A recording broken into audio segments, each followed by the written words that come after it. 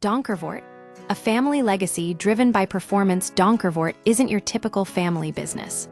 Unlike generations-old restaurants or shops, this Dutch firm builds extreme, low-volume sports cars and excels at it.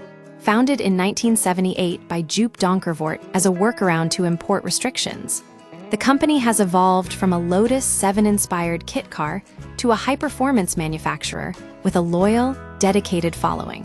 In 2021, Joop passed the reins to his son, Dennis, who is steering the brand toward a more customer-focused, community-driven future. From garage to global recognition, the story began when Dutch regulations blocked Joop's dream of importing the Lotus 7. Instead of giving up, he decided to build his own. Early Donkervoorts were raw, lightweight roadsters. Over time, the cars gained refinement, luxury, and even more aggressive performance. Today, the company's factory in Lelystad houses a museum that charts this evolution. The original S7 is a clear nod to the Caterham aesthetic, but as you move through the lineup, the cars become sleeker, more futuristic, and more powerful. Donkervoort has experimented with engines from Ford to Audi. And now, back to Ford with the latest P24 RS, a 3.5-liter turbocharged V6. This shift demonstrates not just engineering choices, but also a willingness to adapt to what customers want.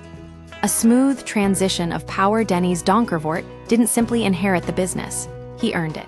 After starting at the bottom, cleaning floors, washing cars, and working as a mechanic at age 20, he immersed himself in every aspect of the operation.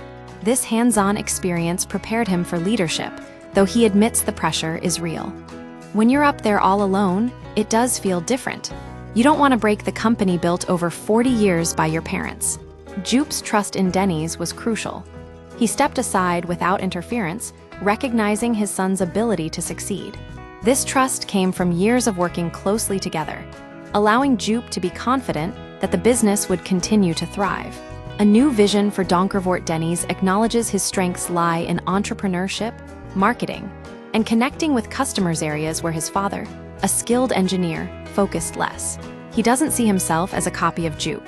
Instead, he aims to forge his own identity while respecting the brand's core values. The P24 RS, the first car developed entirely under Dennis's leadership, exemplifies this approach. Customer feedback directly influenced the decision to use a more powerful engine, even though it required a shift back to Ford after years with Audi. This willingness to listen to the community sets Donkervoort apart from mainstream exotic car brands.